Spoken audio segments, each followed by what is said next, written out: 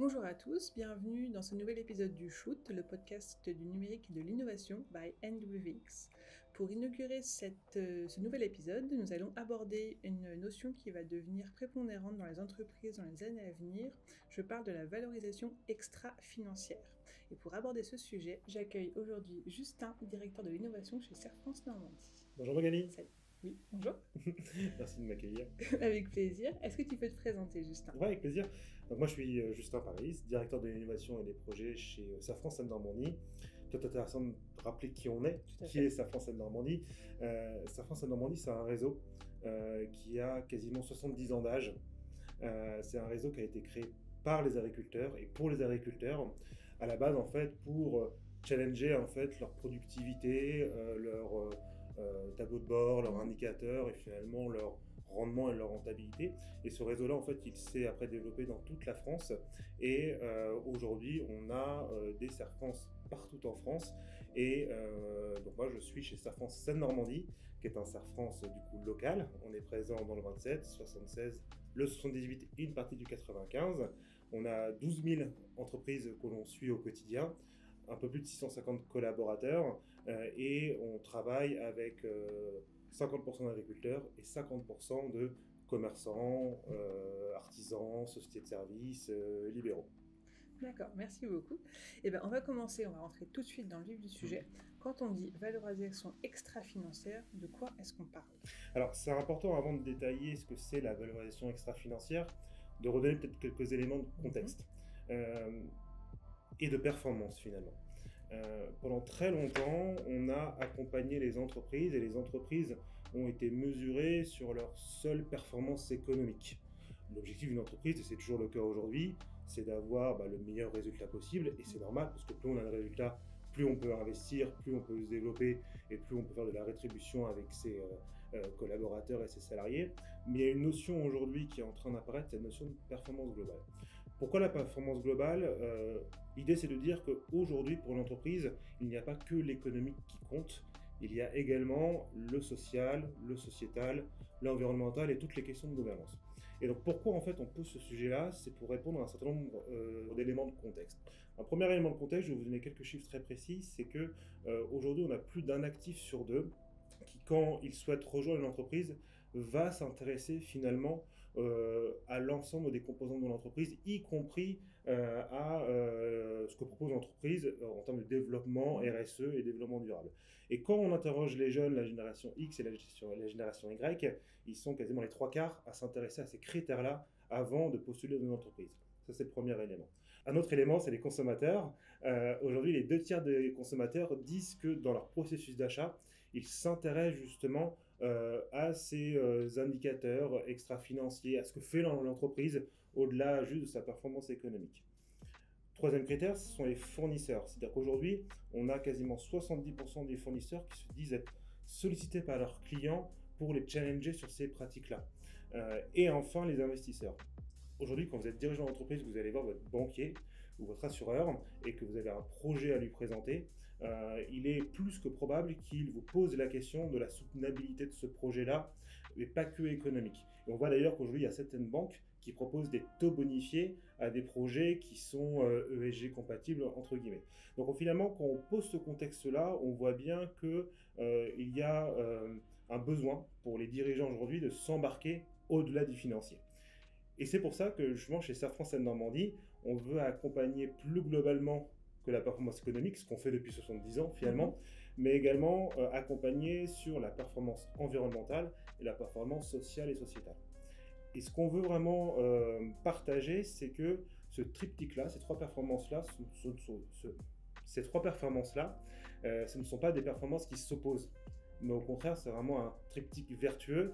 Quand un dirigeant d'une entreprise va investir sur de la performance environnementale ou la performance sociale, par exemple le bien-être de ses collaborateurs, de fait, il va le retrouver en performance économique. Donc tout ça pour dire qu'il y a un enjeu d'avoir une vue globale sur l'ensemble de la chaîne de valeur de l'entreprise, de s'intéresser justement à l'ensemble des ramifications dans l'entreprise pour finalement accompagner les dirigeants par rapport aux besoins qu'ils nous expriment très librement, mais également par rapport aux besoins qu'ils ne nous expriment pas. parce que peut-être qu'ils ne sont pas encore appétents sur ces sujets-là, et nous, notre job, justement, c'est de les accompagner là-dessus. Ok. Justement, j'ai entendu des mots-clés intéressants dans ce que tu viens de prononcer. On a parlé d'indicateurs, on a parlé d'ESG. Est-ce que tu peux développer un petit peu aujourd'hui, quand on va parler de valorisation extra-financière, est-ce qu'il y a des indicateurs qui sont normés, ou est-ce qu'encore tout est à construire? Alors non, tout n'est pas à construire, parce qu'aujourd'hui, on a la réglementation qui commence à délivrer un certain nombre d'indicateurs dont sont déjà soumis des grands groupes aujourd'hui en France. C'est ce qui s'appelle la CSRD, qui, comme je viens de le dire, est applicable déjà sur les grands groupes, et qui, au fur et à mesure du temps, sera applicable sur l'ensemble des entreprises. La prochaine échéance, c'est en 2026, où les PME seront assujettis à cela. Donc en fait, la CSRD, elle donne un certain nombre d'indicateurs extra-financiers, donc, sur lesquels les entreprises doivent s'engager à faire des reportings. Et donc, c'est, pour donner quelques exemples, ça va être autour de la gestion, par exemple, de l'énergie, la gestion de l'eau, ça peut être en termes aussi de gouvernance, en termes d'indépendance de la gouvernance, de transparence, aussi sur les critères sociaux, en termes de turnover, de formation, etc. Donc, il y a vraiment toute une batterie d'indicateurs qui sont encore en train d'être affinés, sur lesquels nous, on est en train de s'en emparer, justement, pour les fournir à nos adhérents, quels qu'ils soient. Parce que ce qu'il faut bien comprendre, c'est qu'on pourrait se dire aujourd'hui, d'un point de vue purement réglementaire, si je suis dirigeant d'une TPE, ça ne me concerne pas forcément, c'est pour les grands groupes. Sauf qu'en fait, sur ces sujets-là, on a un effet de ricochet très important. C'est-à-dire que quand on est dirigeant, même start-upper ou même dirigeant d'une TPE, on a des fournisseurs qui sont des grands groupes. On a des fournisseurs d'énergie, des fournisseurs de télécom, potentiellement des matières premières, des produits finis. Et ces fournisseurs-là, eux, parce qu'ils sont gros, sont soumis à ces évaluations de critères extra-financiers, et donc, par ricochet, finalement, vont challenger les plus petits dirigeants. C'est pour ça que je dis que ça concerne vraiment tout le monde, quelle que soit la taille de l'entreprise. Ok. De toute façon, tu me disais, voilà, 2026, en même temps, pour les PME, c'est demain. Comment est-ce qu'on peut se préparer dès aujourd'hui, quand on est une PME, à commencer à travailler justement sur sa valorisation extra-financière? L'enjeu, en fait, c'est... je vais vous partager ce qu'on fait chez Safran Seine-Normandie. On propose plusieurs choses à nos dirigeants. La première chose, qui est un pied d'entrée intéressant, c'est qu'on leur propose de faire un diagnostic de maturité sur ces sujets-là, pour essayer déjà de connaître un petit peu leur appétence, connaître un peu leur sensibilité, et également leur technicité sur ces sujets-là. Donc nous, on a développé un programme en 4 étapes. La première, c'est finalement de les acculturer, qu'ils puissent s'informer, comprendre les enjeux réglementaires, mais pas que, aussi les autres enjeux, climatiques, environnementaux et sociétaux. Donc on passe déjà par cette phase d'acculturation. Une fois que cette phase-là est faite, on rentre chez le chef d'entreprise, dans sa boîte, et on fait un diagnostic complet finalement de ses pratiques, avec nos experts qui sont formés pour cela, et derrière, en fait, on est en capacité de leur livrer un plan d'action qu'on leur propose, avec derrière des indicateurs de mesure. Donc ça, c'est un programme assez intéressant, parce que on le voit, nos dirigeants de petites entreprises, ils ont la tête dans le guidon, ils ont une boutique à faire tourner, et ils n'ont pas forcément ces notions en tête, et on peut le comprendre. Et nous, justement, notre engagement, c'est de les accompagner sur l'ensemble de ces sujets. Donc ça, c'est un bon premier point de départ.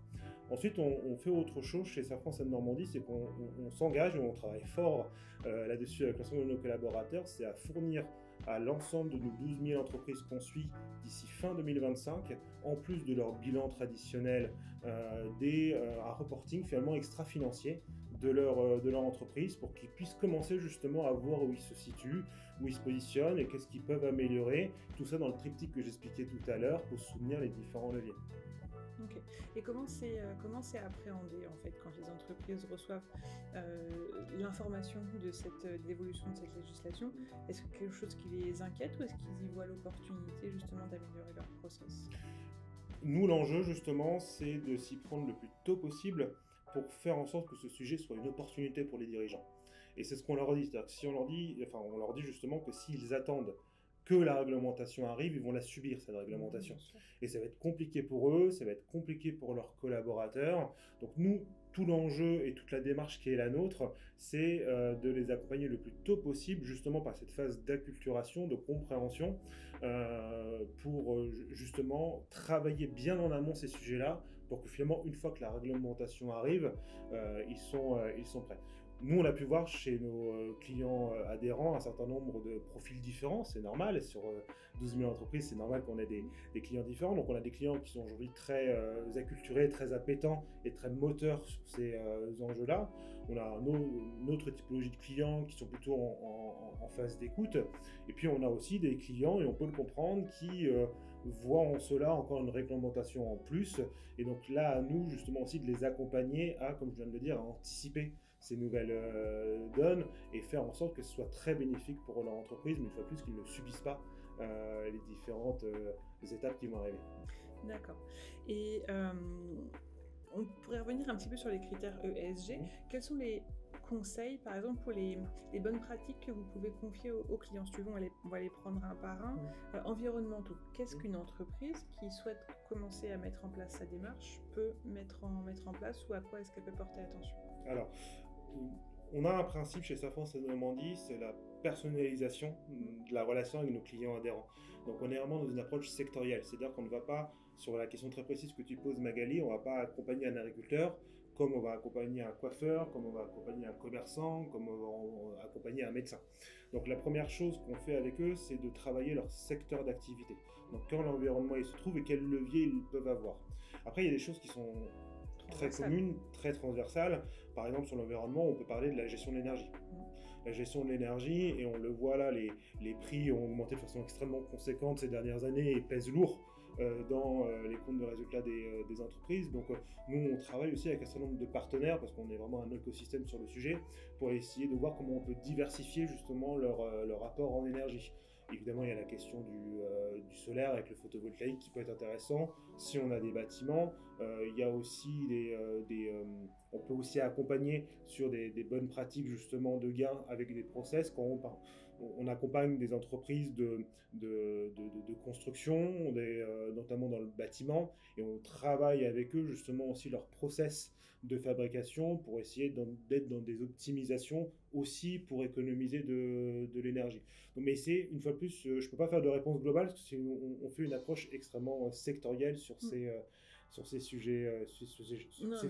C'est sûr que l'énergie, de toute façon, c'est très transversal et ça touche tout le monde. Je pense qu'on a parlé à chacun d'entre vous qui êtes devant votre écran. Est-ce qu'on peut aborder, peut-être faire le même exercice sur le critère sociétal? Bien sûr.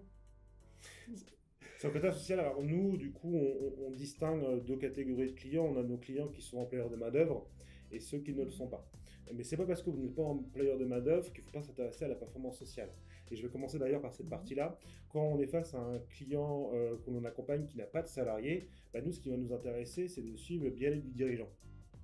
Ça peut paraître bête, ça peut paraître drôle cette question-là, mais on a mis en place un système qui permet, rendez-vous après rendez-vous, de checker avec le patron ou la patronne comment il va, comment il se sent. Parce que la performance de l'entreprise c'est une chose, la performance de dirigeant en est une autre. Et avec l'expérience qu'on a, on a vu un certain nombre d'entreprises aller très bien, mais le dirigeant pas bien du tout, et au final c'est l'entreprise qui a été perdante. Donc pour le dirigeant, en fait, dans la performance sociale, on va s'intéresser à sa santé à lui, finalement, à son bien-être, à comment finalement il est aligné avec son entreprise, et comment il la développe, et il se développe lui. Après, on a évidemment tous nos clients qui sont employeurs de main-d'œuvre. Donc là, on va regarder avec eux, déjà sur des critères très factuels, quels sont leurs turnover, quels sont le pourcentage et donc on va regarder avec eux du coup quels sont leurs turnover. On va regarder avec eux comment ils financent aussi les formations pour leurs collaborateurs. On va essayer de travailler avec eux aussi pour évaluer le bien-être et la recommandation des collaborateurs par rapport à l'entreprise. Et ça, c'est extrêmement important parce qu'un collaborateur qui est bien dans une entreprise, c'est un collaborateur qui recommande l'entreprise. Et pour la notoriété de l'entreprise et l'image de marque, c'est extrêmement important. Donc voilà, on a ces indicateurs-là en fait qu'on définit. Alors il y a des indicateurs en fait qui ne sont pas quantifiables, qui sont dans aucun système d'information. Le bien-être du dirigeant, le bien-être des collaborateurs, on ne peut pas les deviner, donc il faut les sonder. Après, il y a des méthodes méthodes qu'on applique aussi pour les sonder, qui permettent aussi de comparer les entreprises entre elles, parce que ça c'est quelque chose qu'on fait aussi beaucoup chez Air France depuis ses origines, c'est de proposer à un dirigeant de pouvoir comparer ses performances avec des entreprises du même secteur, voire d'une même localité. Et donc ça, c'est voilà, quelque chose qu'on fait beaucoup pour les accompagner sur ces sujets-là. D'accord, merci beaucoup. Et puis le troisième, la gouvernance. Est-ce que tu as encore des idées pour améliorer sa gouvernance? Alors, quand on parle de gouvernance, c'est un sujet qui est clé et qui peut-être n'est pas abordé régulièrement. Tout à fait. Pourquoi on parle de ces sujets de gouvernance pour plusieurs raisons. Déjà, ce qui est important, c'est de travailler l'écosystème du dirigeant, toujours dans une approche personnalisée et sectorielle. Évidemment, les notions de gouvernance dans une grosse PME ne seront pas les mêmes que dans une start-up ou une petite TPE. Mais dans cette notion de gouvernance, il y a cette notion d'autonomie et d'indépendance dans les décisions, mais il y a aussi ces notions d'environnement et de partie prenante. Parce qu'un chef d'entreprise, même dans une petite TPE, même s'il travaille seul, en fait, il travaille toujours avec un écosystème autour de lui, avec des donneurs d'ordre, avec des pouvoirs publics. Et donc, travailler la gouvernance de l'entreprise, en fait, c'est travailler finalement sa robustesse face à l'ensemble de l'écosystème. Et c'est pas que un aspect juridique. Il y a un aspect juridique, évidemment, mais c'est pas que un aspect juridique. C'est vraiment quelle est la place du dirigeant dans son écosystème pour faire en sorte que il soit robuste, que ses décisions soient les plus libres possibles. Pour te donner un exemple, chez Air France et Normandie, c'est une de nos valeurs, l'indépendance. Quand on accompagne un client, on le fait totalement librement, sans rendre des comptes à d'autres parties prenantes. Voilà. Et ça, c'est extrêmement important, on l'affiche fort. Parce que c'est ce qui garantit finalement le meilleur conseil pour nos clients. Donc c'est aussi des choses qu'on peut transmettre aux chefs d'entreprise.